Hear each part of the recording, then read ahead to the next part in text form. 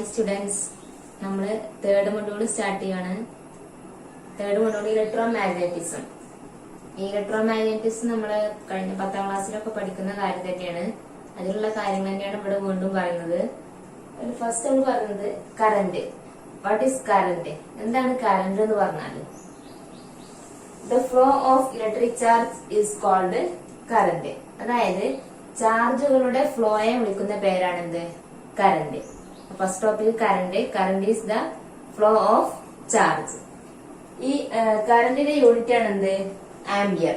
ഈ ആംബിയറിനെ നമ്മൾ റെപ്രസെന്റ് ചെയ്യുക എ എന്നാണ്. ഇത് നമ്മൾ ഫസ്റ്റ് മൊഡ്യൂളിൽ നമ്മൾ SI യൂണിറ്റ് ഓഫ് സിസ്റ്റംസ് പഠിച്ചപ്പോൾ നമ്മൾ അതിൽ പറഞ്ഞിട്ടുണ്ടായിരുന്നു ആംബിയറിന്റെ സിമ്പല് എ ആണ്, അതുപോലെ തന്നെ കറന്റിന്റെ യൂണിറ്റ് ആംബിയർ ആണെന്നും പറഞ്ഞിട്ടുണ്ടായിരുന്നു. ഇനി നമ്മളോട് ചിലപ്പോൾ ക്വസ്റ്റ്യൻ ചോദിക്കാറുണ്ട് 1 ആംബിയർ എന്ന് പറഞ്ഞാല് എന്താണെന്നുള്ളത്, അല്ലെങ്കിൽ ആംബിയർ എന്ന് പറഞ്ഞാൽ എന്താണ്? Ampere is defined in terms of the magnetic force existing between two current carrying conductors. അതായത് ടു കറന്റ് ക്യാരിയിങ് കണ്ടക്ടേഴ്സിന്റെ ഇടയിലുള്ള മാഗ്നറ്റിക് ഫോഴ്സിനെ പറയുന്ന പേരാണെന്ത്? ആംബിയർ എന്നുള്ളത്. കേട്ടോ? ഫസ്റ്റ് കറന്റ് എന്താണ്, അതുപോലെ ആംബിയർ. അടുത്ത topic electric charge. What is electric charge? It is A derived quantity with unit column. Electric charge ഒരു ഡിറൈവ്ഡ് ക്വാണ്ടിറ്റി ആണെന്നുള്ളതൊക്കെ നമ്മൾ ഫസ്റ്റ് പഠിച്ച കാര്യമാണ്. ഫസ്റ്റ് മൊഡ്യൂളിൽ പഠിച്ച കാര്യമാണ് അതൊക്കെ. ഇലക്ട്രിക് കറന്റ് എന്താണ്, അതുപോലെ ഇലക്ട്രിക് കറന്റിന്റെ യൂണിറ്റ് എന്താണെന്നൊക്കെ പറഞ്ഞ കാര്യമാണ്. When a current 1 ampere is set up in a conductor, the quantity of charge that passes a given point in the circuit is 1 second in 1 coulomb. Electric charge എന്ന് പറഞ്ഞാല് ഒരു charge, ആ charge എന്ന് പറഞ്ഞാൽ എന്താണ്? ഒരു കറന്റ് ക്യാരിയിങ് കണ്ടക്ടറിലൂടെ pass ചെയ്യുന്ന 1 സെക്കൻഡ് കൊണ്ട് പാസ് ചെയ്യുന്ന 1 coulomb കറന്റ്, അതിനെ വിളിക്കുന്ന പേരാണ് എന്ത്? Electric charge. 1 coulomb is equal to 1 ampere second. 1 coulomb എന്ന് പറഞ്ഞാല് 1 ampere സെക്കൻഡിന് ഈക്വൽ ആണ്. ഇപ്പൊ രണ്ട് ടോപ്പിക്കാണ് പറഞ്ഞത്, കറന്റ്, ഇലക്ട്രിക് ചാർജ്. ഇതെന്താണെന്നുള്ളത് എക്സാമിന് ചോദിക്കാറുണ്ട്, 2 മാർക്കിന്റെ ക്വസ്റ്റ്യൻ ആയിട്ട്. അപ്പൊ ശ്രദ്ധിക്കാം.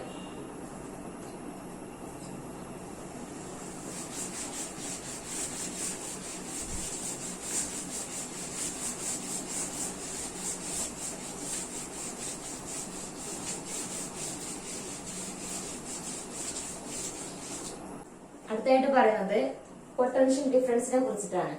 പൊട്ടൻഷ്യൽ ഡിഫറൻസ് പറഞ്ഞാല് ഇതൊരു കറന്റ് ക്യാരിയിങ് കണ്ടക്ടർ ആയിട്ട് കൺസിഡർ ചെയ്യുകയാണെന്നുണ്ടെങ്കിൽ അതിന്റെ ഇനീഷ്യൽ പൊട്ടൻഷ്യൽ V1 ഉം അതുപോലെ ഫൈനൽ പൊട്ടൻഷ്യൽ V2 ആയിട്ട് കൺസിഡർ ചെയ്യാണ്. ഈ രണ്ട്, അതായത് ഒരു കറന്റ് ക്യാരിയിങ് കണ്ടക്ടറിലെ രണ്ട് എൻഡ് പോയിന്റ് തമ്മിലുള്ള ഡിഫറൻസിനെ വിളിക്കുന്ന, അതായത് അതിന്റെ പൊട്ടൻഷ്യലുള്ള ഡിഫറൻസിനെ വിളിക്കുന്ന പേരാണ് എന്ത്? Potential difference. ഒരു കറന്റ് ക്യാരിയിങ് കണ്ടക്ടറിലെ 2 എൻഡ് പോയിന്റ്സിലുള്ള പൊട്ടൻഷ്യൽ തമ്മിലുള്ള ഡിഫറൻസ്, അല്ലെങ്കിൽ വോൾട്ടേജ് തമ്മിലുള്ള ഡിഫറൻസ്, ഇതിനെ വിളിക്കുന്ന പേരാണ് എന്ത്? Potential difference. To establish a current in a conductor, it is necessary to maintain a potential difference between its ends. The potential difference between 2 points is equal to the work done in moving unit charge from 1 point to the other. നമ്മൾ പറഞ്ഞു ഇവിടെ ഉണ്ടാകുന്ന potential difference എന്താണെന്ന് പറഞ്ഞു. ഈ potential difference നമ്മളോട് ഉദ്ദേശിക്കുന്നത് ഈ ഒരു പോയിന്റ്, ഇപ്പൊ ഇതാണ് നമ്മുടെ സ്റ്റാർട്ടിംഗ് പോയിന്റ്. ഈ സ്റ്റാർട്ടിംഗ് പോയിന്റിൽ നിന്ന് നമ്മുടെ ചാർജ് മൂവ് ചെയ്യാണ്, അല്ലെ? ഈ കറന്റ് ക്യാരിയിങ് കണ്ടക്ടറിലൂടെ ത്രൂ ഔട്ട് മൂവ് ചെയ്യുന്നുണ്ട്. ആ കണ്ടക്ടറിലൂടെ മൂവ് ചെയ്യുമ്പോ ഉണ്ടാകുന്ന ചാർജിന്റെ ഫ്ലോ അതിന് ഈക്വൽ ആയിരിക്കും എന്ത്? അപ്പൊ അവിടെ ഇപ്പൊ ഈ ഒരു പോയിന്റിൽ നിന്ന് മറ്റൊരു പോയിന്റിലേക്ക് ചാർജ് മൂവ് ചെയ്യാണ്. അങ്ങനെ ഓരോ പോയിന്റിലേക്കും ചാർജ് മൂവ് ചെയ്യുന്നുണ്ട്. അപ്പൊ അവിടെ എന്തായി? ഒരു വർക്ക് ഡൺ ഉണ്ടായി.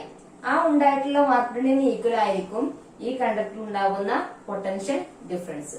Potential difference is equal to the work done in current carrying conductor. അതായത് ഒരു പോയിന്റിൽ നിന്ന് മറ്റൊരു പോയിന്റിലേക്ക് മൂവ് ചെയ്യുമ്പോൾ ഉണ്ടാകുന്ന വർക്ക് ഡണിന് ഈക്വൽ ആയിരിക്കും ആ കണ്ടക്ടറിൽ ഉണ്ടാകുന്ന പൊട്ടൻഷ്യൽ ഡിഫറൻസ്. ഇനി പൊട്ടൻഷ്യൽ ഡിഫറൻസിന്റെ യൂണിറ്റ് വോൾട്ട് ആണ്. ഓക്കെ.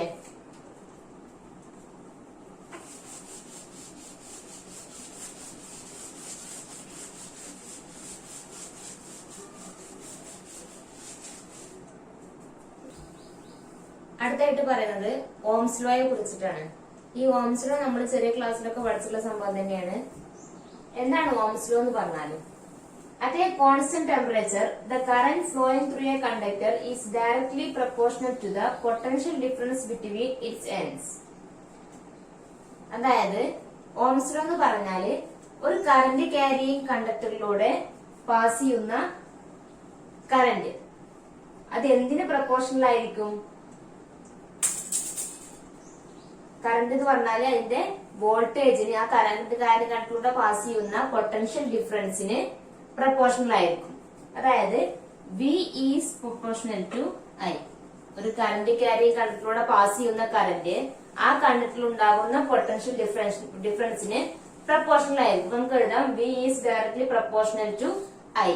ഇവിടെ നമ്മൾ ഈ പ്രപ്പോർഷണാലിറ്റി സൈന് മാറ്റാൻ വേണ്ടി നമ്മൾ എന്ത് ചെയ്തു?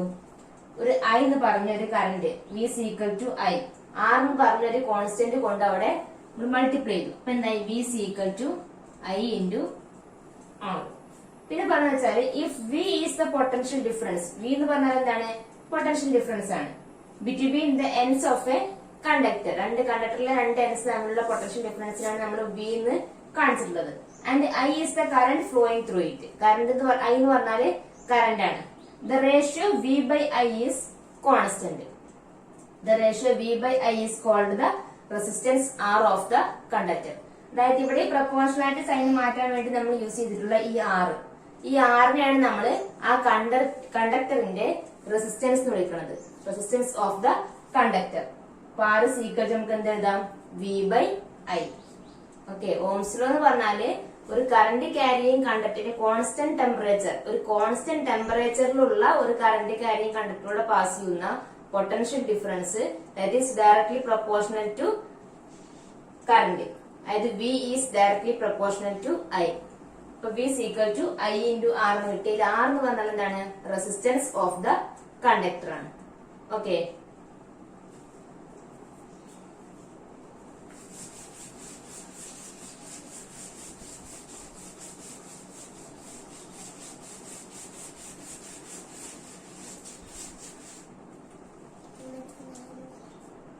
നമ്മളിപ്പോ റെസിസ്റ്റൻസിന്റെ കാര്യം പറഞ്ഞു. റെസിസ്റ്റൻസ് എന്താണെന്നുള്ളത് R എന്നാണ് റെസിസ്റ്റൻസ് നമ്മൾ റെപ്രസെന്റ് ചെയ്യുന്നത്, ക്യാപിറ്റൽ ലെറ്റർ R.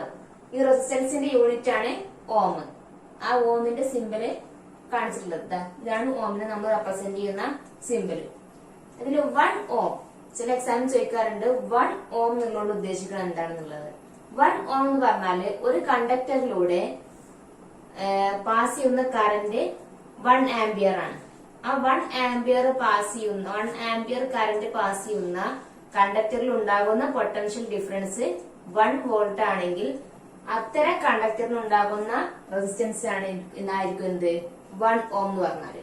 അത്തരം കണ്ടക്ടറിന് ഉണ്ടാകുന്ന റെസിസ്റ്റൻസ് അതാണ് 1 ഓം എന്ന് പറഞ്ഞാല്. പൊട്ടൻഷ്യൽ ഡിഫറൻസും 1 ആയിരിക്കും, കറന്റും 1 ആയിരിക്കും.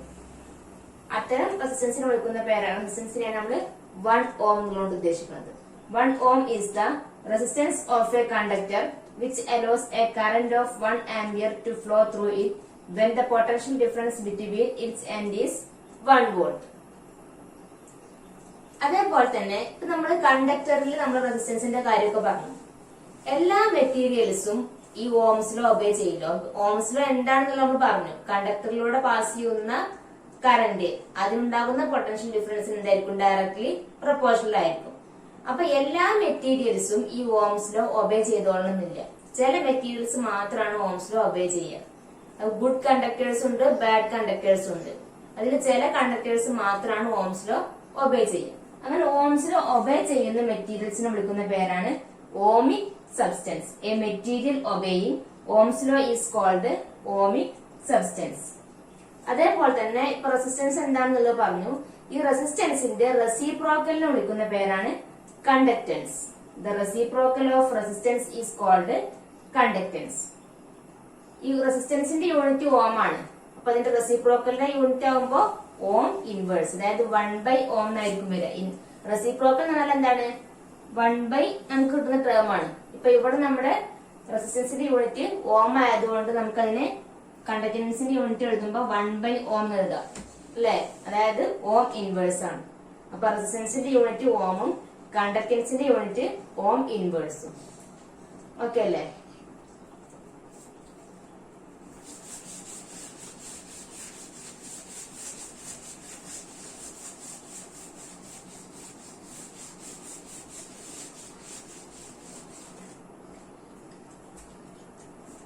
അടുത്തായിട്ട് നമ്മൾ പറയുന്നത് നമ്മൾ പറഞ്ഞു എല്ലാ മെറ്റീരിയൽസും ഓംസ് ലോ ഒബേ ചെയ്യുന്നില്ല എന്ന് പറഞ്ഞു.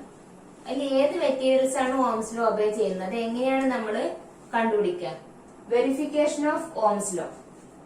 നമ്മളൊരു മെറ്റീരിയൽ കൺസിഡർ ചെയ്യും, ആ മെറ്റീരിയൽ എടുത്തിട്ട് നമ്മളൊരു എക്സ്പെരിമെന്റ് ആയിട്ട് അത് ഓംസ് ലോ ഒബേ ചെയ്യുന്നുണ്ടോ എന്നുള്ളത് നമ്മൾ കണ്ടെത്തുകയാണ്. അതിന് വേണ്ടിയിട്ടുള്ള സർക്യൂട്ട് ഡയഗ്രാമിൽ കാണിച്ചിട്ടുള്ളത്. ഫസ്റ്റ് ഇവിടെ നോക്കുക, ഇത് കാണിച്ചിട്ടുള്ളത് സെല്ലാണ്, ബാറ്ററി സെല്ല്, റിയോസ്റ്റാറ്റ്, RH കാണിച്ചുള്ള rheostat, ammeter, key, resistance wire. ഈ റെസിസ്റ്റൻസ് വയറാണ് നമ്മൾ ഏത് മെറ്റീരിയൽ ആണ് നമ്മൾ ഉപയോഗിക്കുന്നത്, അതാണ് ഇവിടെ നമ്മൾ ഉപയോഗിക്കേണ്ടത്, ഇവിടെ കണക്ട് ചെയ്യേണ്ടത്. വി എന്ന് പറഞ്ഞാല് വോൾട്ട്മീറ്റർ. ഈ റെസിസ്റ്റൻസ് വയറാണ് നമ്മൾ ഓംസ് ലോ ഒബേ ചെയ്യുന്നുണ്ടോ ഇല്ലേ എന്നുള്ളത് ഈ സർക്യൂട്ടിലൂടെ നമുക്ക് മനസ്സിലാക്കാൻ പറ്റുന്നത്. ഫസ്റ്റ് ഇവിടെ നമ്മൾ ഈ ബാറ്ററിയും അതുപോലെ rheostat, ammeter, key, resistance wire ഇവയെല്ലാം സീരീസ് ആയിട്ടാണ് കണക്ട് ചെയ്തിട്ടുള്ളത് അല്ലെ. ഈ റെസിസ്റ്റൻസ് വയറിന് പാരലൽ ആയിട്ടാണ് ഇവിടെ വോൾട്ട് മീറ്ററും കണക്ട് ചെയ്തിട്ടുള്ളത്. അതേപോലെ വോൾട്ട് മീറ്ററിന്റെ ഏത് സൈഡാണ് പോസിറ്റീവ് സൈഡ് നെഗറ്റീവ് എന്നുള്ളതൊക്കെ കാണിച്ചത്. അതുപോലെ തന്നെ അമ്മീറ്ററിന്റെ നെഗറ്റീവ് പോസിറ്റീവും കാണിച്ചിട്ടുണ്ട്. അത് നോക്കിയിട്ട് തന്നെ വേണം നമ്മളിവിടെ കണക്ട് ചെയ്യുക. അതുപോലെ ബാറ്ററി സെല്ല് അതിന്റെ പോസിറ്റീവും നെഗറ്റീവും കാണിച്ചിട്ടുണ്ട്. അത് നോക്കിയിട്ടാണ് നമ്മളിവിടെ കണക്ട് ചെയ്യുക. അതാണ് ഇവിടെ പറഞ്ഞിട്ടുള്ളത്. A cell of EMF is connected in series with a rheostat RH, key K, ammeter A and the resistance wire R. A voltmeter V is connected in parallel with the resistance wire. The rheostat is adjusted so that the ammeter, the corresponding voltmeter reading is noted. അതായത് നമ്മൾ first ഇതിനെ connect ചെയ്ത് വെക്കും. Connect ചെയ്ത് വെച്ച് കഴിഞ്ഞാൽ നമ്മൾ എന്ത് ചെയ്യും, അതിൽ വോൾട്ട്മീറ്ററിലും ഒരു റീഡിംഗ് കാണിക്കും, അമ്മീറ്ററിലും ഒരു റീഡിംഗ് കാണിക്കും. അതിൽ നമുക്ക് ഒരു റീഡിംഗ് കിട്ടും അല്ലെ. ആ റീഡിംഗ് നമ്മൾ ഇവിടെ ഒന്ന് നോട്ട് ചെയ്യാം. ഫസ്റ്റ് റീഡിംഗ് ഇപ്പൊ അമ്മീറ്ററിൽ എത്രയാണ് റീഡിംഗ് അത് എഴുതുക, കറസ്പോണ്ടിങ് വോൾട്ട്മീറ്റർ റീഡിംഗ് എഴുതുക. അതിനുശേഷം ഇതിപ്പോ ഒരു റീഡിംഗ് മാത്രമേ കിട്ടിയിട്ടുള്ളൂ, നമുക്കത് പോരാ. നമുക്ക് ഓംസ് ലോ ഒബേ ചെയ്യുന്നതാണെന്നുണ്ടെങ്കിൽ നമുക്ക് ഒരു ഗ്രാഫ് വരച്ച് നോക്കാനുണ്ട്. അപ്പൊ ആ ഗ്രാഫ് വരക്കണമെന്നുണ്ടെങ്കിൽ നമുക്ക് ഒന്നിലധികം പോയിന്റ് വേണം. അപ്പൊ അതിനു വേണ്ടി നമ്മളിവിടെ ഈ റിയോസ്റ്റാറ്റ് അഡ്ജസ്റ്റ് ചെയ്തിട്ട് വോൾട്ട്മീറ്റർ റീഡിംഗ് അല്ലെങ്കിൽ അമ്മീറ്റർ റീഡിംഗിലെ കറന്റ് വാരി ചെയ്യിക്കും. റിയോസ്റ്റാറ്റ് ഉപയോഗിച്ചിട്ട് നമ്മൾ അമ്മീറ്ററിലെ കറന്റ് വാരി ചെയ്യിക്കും. അതിനനുസരിച്ചിട്ട് ഈ വോൾട്ട്മീറ്ററിലെ പൊട്ടൻഷ്യലിന് ഒരു ചേഞ്ച് ഉണ്ടാവും. അപ്പൊ നമുക്ക് അത് കണ്ടുപിടിക്കാം. അപ്പൊ ആദ്യം റിയോസ്റ്റാറ്റ് അഡ്ജസ്റ്റ് ചെയ്യും, കറസ്പോണ്ടിങ് കറന്റ് റീഡിംഗ് ഇവിടെ നോട്ട് ചെയ്യാം. രണ്ടെന്ന് പറഞ്ഞിട്ട് കറന്റ് റീഡിംഗ് നോട്ട് ചെയ്യാം, കറസ്പോണ്ടിങ് വോൾട്ട്മീറ്റർ റീഡിംഗും നോട്ട് ചെയ്യാം. ഇത് വീണ്ടും റിയോസ്റ്റാറ്റ് അഡ്ജസ്റ്റ് ചെയ്യുക, കറന്റ് മാറ്റുക, കറസ്പോണ്ടിങ് വോൾട്ട്മീറ്റർ റീഡിംഗ് നോട്ട് ചെയ്യാം. അതിനുശേഷം നമ്മളിവിടെ V/I കാൽക്കുലേറ്റ് ചെയ്യുക. ഇത് രണ്ടും ഉപയോഗിച്ചിട്ട് V/I കാൽക്കുലേറ്റ് ചെയ്യാം. അതിൽ നിന്നാണ് നമുക്ക് മനസ്സിലാക്കാൻ പറ്റുക ഇതിലുള്ള വാല്യൂസ് കോൺസ്റ്റന്റ് നോക്കുമ്പോൾ തന്നെ, അല്ലെങ്കിൽ നമ്മൾ ഗ്രാഫ് വരക്കുന്ന സമയത്ത് ഒരു സ്ട്രേറ്റ് ലൈൻ കിട്ടുന്നുണ്ടെങ്കിൽ അത്തരം മെറ്റീരിയൽസ് ആണ് നമ്മുടെ ഓംസ് ലോ ഒബേ ചെയ്യുന്നത് പറയാം. ഇവിടെ V/I അല്ലെങ്കിൽ V/I കാണുന്നതിന് മുമ്പ് തന്നെ നമുക്ക് ഐയും വിയും തമ്മിലുള്ള ഗ്രാഫ് വരക്കാം അല്ലെ. ഐയും വിയും തമ്മിലുള്ള ഗ്രാഫ് വരച്ചതിന് ശേഷം നമുക്ക് കിട്ടുന്ന ഗ്രാഫ് സ്ട്രേറ്റ് ലൈൻ ആണെങ്കിൽ അത്തരം മെറ്റീരിയൽസ് നമ്മുടെ ഓംസ് ലോ ഒബേ ചെയ്യുന്നുണ്ടെന്ന് പറയാം. ഓക്കെ അല്ലേ. ആദ്യം നമ്മൾ കണക്ട് ചെയ്യുക, കണക്ട് ചെയ്തതിനു ശേഷം അമ്മീറ്റർ റീഡിങ്ങും വോൾട്ട്മീറ്റർ റീഡിങ്ങും എഴുതുക, അതിനുശേഷം ഗ്രാഫ് വരച്ചു നോക്കുക. ഓക്കെ.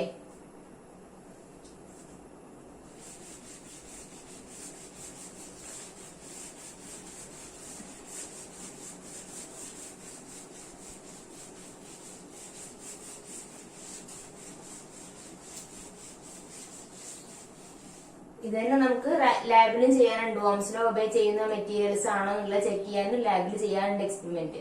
അപ്പൊ അതേ സമയത്ത് നമ്മൾ ഇതിന്റെ സെയിം സർക്യൂട്ടും സെയിം ടാബർകോൾ ആണ് യൂസ് ചെയ്യാൻ. അപ്പൊ അത് ഉപയോഗിച്ച് നമുക്ക് അവിടെ ലാബിൽ ചെയ്ത് നോക്കാം. Next, resistivity or specific resistance. The resistance of a conducting wire is found to be directly proportional to the length of the wire and inversely proportional to the area of cross section. അതായത് നമ്മൾ consider ചെയ്യുന്ന conducting wire that is directly proportional to the length of the wire. അതായത് ആ വയറിന്റെ ലെങ്തിന് directly proportional ആയിരിക്കും. ആ conducting വയറിന്റെ resistance എന്നുള്ളത് that is directly proportional to the length of the wire and inversely proportional to the area of cross section. അതായത് length of resistance, അതായത് നമ്മൾ കൺസിഡർ ചെയ്യുന്ന കണ്ടക്ടിങ് വയറിന്റെ റെസിസ്റ്റൻസ് എന്നുള്ളത് that is directly proportional to length ആയിരിക്കും. അതായത് R is directly proportional to L. അതേപോലെ തന്നെ and inversely proportional to the area of cross section. R is directly proportional to 1 by A. Inversely proportional നമ്മൾ എന്തെടുത്തു 1 by A എടുത്തു. A എന്നുള്ളതാണ് എന്ത് area of cross section ആയിട്ട് consider ചെയ്യുന്നത്. എന്നിട്ട് ആ രണ്ട് ഇക്വേഷനും കൂടി നമ്മൾ ഒന്നിച്ചെഴുതാണ്. അപ്പൊ എന്താവും വരിക R is directly proportional to L by A. ഇനി പ്രൊപ്പോർഷണാലിറ്റി സൈൻ മാറ്റാൻ വേണ്ടി നമ്മളവിടെ ഒരു കോൺസ്റ്റന്റ് കൊണ്ട് മൾട്ടിപ്ലൈ ചെയ്തു. നമ്മൾ ഉപയോഗിക്കുന്ന കോൺസ്റ്റന്റ് ആണ് റോ. ഈ റോയെ വിളിക്കുന്ന പേരാണ് എന്ത് resistivity. Rho is called resistivity of the material. Rho depends on the nature of the material and temperature. അപ്പൊ ഈ ഇവിടെ ഉണ്ടാകുന്ന ഈ റെസിസ്റ്റിവിറ്റി നമ്മൾ കൺസിഡർ ചെയ്യുന്ന കണ്ടക്ടറിന്റെ നേച്ചറിനും അതുപോലെ തന്നെ അതിന്റെ ടെമ്പറേച്ചറിനും ഡിപ്പെൻഡ് ചെയ്തിരിക്കും. ചിലപ്പോൾ ടെമ്പറേച്ചർ കൂടുമ്പോൾ റെസിസ്റ്റിവിറ്റി കൂടും. അത് ആ മെറ്റീരിയലിന്റെ ടെമ്പറേച്ചറിനും അതുപോലെ തന്നെ അതിന്റെ നേച്ചറിനും അനുസരിച്ചിട്ടായിരിക്കും ആ മെറ്റീരിയൽ ഉണ്ടാകുന്ന റെസിസ്റ്റിവിറ്റി. അതേപോലെ തന്നെ ഈ റെസിസ്റ്റിവിറ്റിയുടെ യൂണിറ്റ് ആണ് എന്ത് ഓം മീറ്റർ. ഓം എന്ന് പറഞ്ഞാൽ റെസിസ്റ്റൻസിന്റെ യൂണിറ്റ്. റെസിസ്റ്റിവിറ്റിയുടെ യൂണിറ്റ് ആകുമ്പോൾ അത് ഓം മീറ്റർ ആവും. ഈ ഓം മീറ്ററിനെ നമ്മൾ ഈ സിമ്പിൾ ഉപയോഗിച്ചിട്ടാണ് റെപ്രസെന്റ് ചെയ്യുക. Ohm M, ohm metre. അതേപോലെ തന്നെ ഈ റെസിസ്റ്റിവിറ്റിയെ വിളിക്കുന്ന മറ്റൊരു പേരാണ് സ്പെസിഫിക് റെസിസ്റ്റൻസ്. ഓക്കെ അല്ലേ? റെസിസ്റ്റിവിറ്റി എന്ന് പറഞ്ഞാല് നമ്മൾ കൺസിഡർ ചെയ്യുന്ന കണ്ടക്ടിംഗ് വയറിനുണ്ടാവുന്ന resistance that is directly proportional to the length of the wire and inversely proportional to the area of cross section. That is R is directly proportional to L by A, where R is equal to rho L by A, where rho is called the resistivity. Rho depends on the nature of material and temperature. The unit of resistivity is ohm meter. Okay.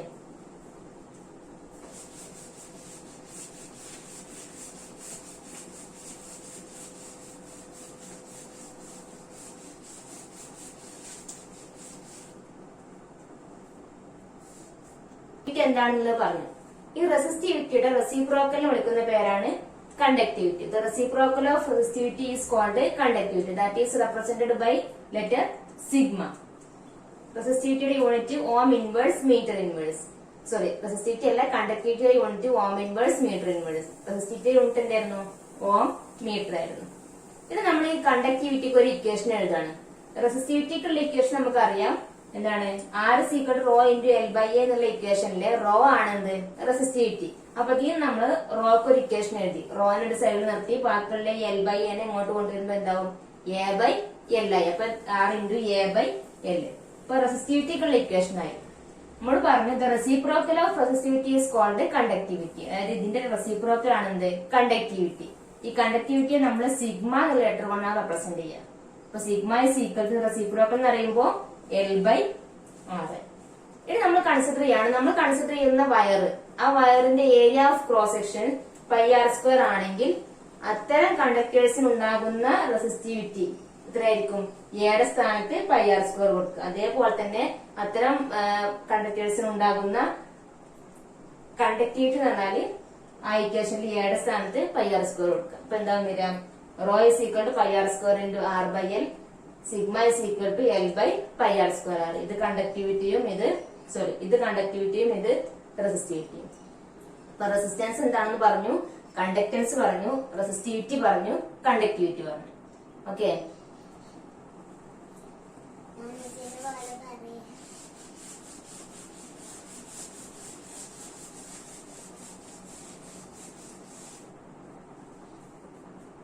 നമ്മൾ പറയുന്നത് combination of റെസിസ്റ്റൻസിനെ കുറിച്ചിട്ടാണ്. നമുക്കറിയാം പലതരത്തിലുള്ള സർക്യൂട്ടുകൾ ഉണ്ട്. പലതരത്തിൽ നമ്മൾ സർക്യൂട്ടുകൾ കണക്ട് ചെയ്ത് കണ്ടിട്ടുണ്ട്. അതിൽ മെയിൻ ആയിട്ട് പറയുന്നത് സർക്യൂട്ട് രണ്ട് തരത്തിലാണ് റെസിസ്റ്റൻസ് കണക്ട് ചെയ്തിട്ടുള്ളത്. ഒന്ന് സീരീസും മറ്റൊന്ന് പാരലലും. ഫസ്റ്റ് നമ്മൾ ഇവിടെ പറയുന്നത് സീരീസ് ആണ്. സോറി, ഇതിന് മുകളിൽ എഴുതാനുള്ളതായിരുന്നു. Series combination.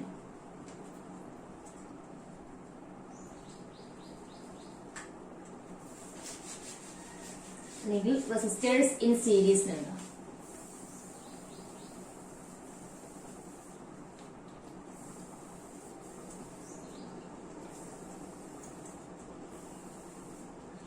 Resistors in series. ഈ റെസിസ്റ്റേഴ്സ് ഈ സീരീസ് ആവുന്ന കേസിൽ കാണിച്ചിട്ടുള്ള സർക്യൂട്ട് ഡയഗ്രാമിൽ കാണിച്ചിട്ടുള്ളത് R1 R2 എന്ന് പറഞ്ഞ രണ്ട് റെസിസ്റ്റൻസ് സീരീസ് ആയിട്ട് കണക്ട് ചെയ്തു. അതിലുണ്ടാകുന്ന പൊട്ടൻഷ്യൽ ഡിഫറൻസ് ആണ് കാണിച്ചിട്ടുള്ളത് V1 ആൻഡ് V2.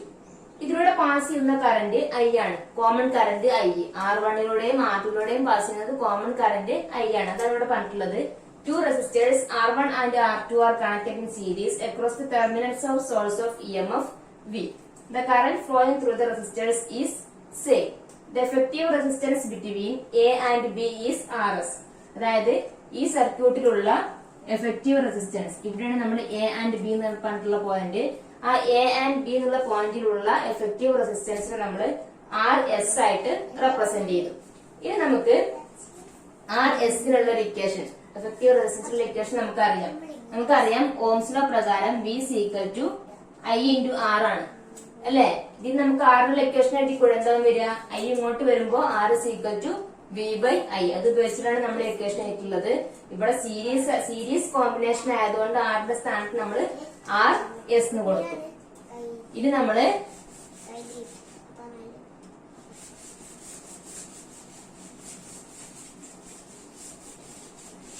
നമുക്കറിയാം V1 ആൻഡ് V2 ആണ് നമുക്കുണ്ടാകുന്ന potential difference. V1 and V2 are potential difference.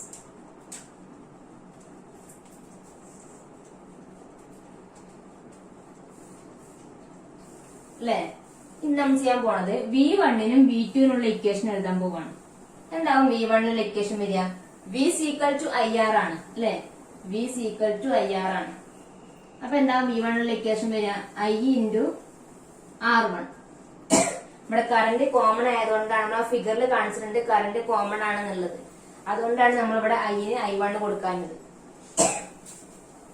ഇതേപോലെ V2നുള്ള ഇക്വേഷൻ എഴുതുക, I into R2. Equation number 2ഉം ഇത് 3ഉം. ഇത് നമ്മൾ ഇക്വേഷൻ നമ്പർ 2ഉം 3ഉം കൂടെ ഒന്ന് ആഡ് ചെയ്യണം. അപ്പൊ എന്താവും വരിക, V1 plus V2 is equal to IR1 plus IR2. ഇതിലെ V1 plus V2 എന്താണ്, V ആണ്, potential difference, total potential difference V1 V ആണ്. We have V is equal to V1 plus V2. Therefore equation become എന്താവും വരിക, ഈ V1 plus V2 ന്റെ സ്ഥാനത്ത് V is equal to, ഈ രണ്ട് ടേമിലും I കോമൺ ആണ്. അതിനെ പുറത്തെടുത്ത് കഴിഞ്ഞാൽ ഈ ടേമിൽ നിന്ന് പോയാൽ R1 അല്ലെ, പ്ലസ് ഈ ടേമിൽ നിന്ന് പോയാൽ R2. ഇത് നമ്മള് ഈ I-നെ ഈ സൈഡിലേക്ക് കൊണ്ടുവരാം. V by I is equal to എന്താവും വരിക, R1 plus R2. ഇതിന് ഇക്വേഷൻ നമ്പർ 5 എന്ന് കൊടുത്തു. ഇനി നമ്മള് ഇക്വേഷൻ നമ്പർ 1ഉം അതുപോലെ തന്നെ ഇക്വേഷൻ നമ്പർ 5ഉം തമ്മിലൊന്ന് കമ്പയർ ചെയ്യാണ്. ഇക്വേഷൻ നമ്പർ 1 എന്തായിരുന്നു, V by I is equal to RS ആയിരുന്നു അല്ലെ, ഇക്വേഷൻ നമ്പർ 1. ഈ ഇക്വേഷൻ നമ്പർ 1ഉം ഈ 5ഉം കൂടെ ഒന്ന് കമ്പയർ ചെയ്യാണ്. അപ്പൊ ഈ ലെഫ്റ്റ് സൈഡ് ഈക്വൽ ആണ്, രണ്ടിലും V by I ആണ്. അപ്പൊ ലെഫ്റ്റ് സൈഡ് ഈക്വൽ ആകുമ്പോൾ റൈറ്റ് സൈഡും ഓട്ടോമാറ്റിക് ഈക്വൽ ആകും. അപ്പൊ എന്താവും വരിക, RS is equal to R1 plus R2. ഇതാണ് രണ്ട് റെസിസ്റ്റൻസ് സീരീസ് ആയിട്ട് കണക്ട് ചെയ്യുമ്പോൾ ഉണ്ടാകുന്ന ടോട്ടൽ എഫക്റ്റീവ് റെസിസ്റ്റൻസ് കാണാനുള്ള equation. RS equal to R1 plus R2. ഇതിപ്പോ രണ്ട് റെസിസ്റ്റൻസ് മാത്രമാവുകയാണെങ്കിൽ, ഇനി നമ്പർ ഓഫ് റെസിസ്റ്റൻസ് ഉണ്ടെങ്കിൽ എത്രയായിരിക്കും വരിക, n നമ്പർ ഓഫ് റെസിസ്റ്റൻസ് ആവുമ്പോൾ R1 plus R2 plus etcetera plus Rn. എത്ര റെസിസ്റ്റൻസ് ആണോ ഉള്ളത് അത്രയും റെസിസ്റ്റൻസിന്റെ സമ്മ്. അവിടെ നമുക്ക് ടോട്ടൽ ആയിട്ട് ഇങ്ങനെ എഴുതാം, RS equal to sigma I is equal to 1 to n Rn. ഏതുവരെ, 1 മുതൽ n വരെ നമ്മൾ I-ന്റെ വാല്യൂ വാരി ചെയ്യും. അപ്പൊ സീരീസ് ആയിട്ട് കണക്ട് ചെയ്യുമ്പോൾ സർക്യൂട്ടിൽ രണ്ട് റെസിസ്റ്റൻസ് സീരീസ് ആയിട്ട് കണക്ട് ചെയ്യുമ്പോൾ അതിന്റെ എഫക്റ്റീവ് റെസിസ്റ്റൻസ് കാണാൻ പറഞ്ഞു കഴിഞ്ഞാല് RS equal to R1 plus R2. ഇനി മൂന്നെണ്ണാണെങ്കിൽ RS equal to R1 plus R2 plus R3. എത്രയാണോ റെസിസ്റ്റൻസ് ഉള്ളത് അതിന്റെ എല്ലാ സമ്മ്. അതായിരിക്കും റെസിസ്റ്റേഴ്സ് സീരീസ് ആയിട്ട് കണക്ട് ചെയ്യുമ്പോൾ ഉള്ള എഫക്റ്റീവ് റെസിസ്റ്റൻസ് കാണാനുള്ള ഇക്വേഷൻ.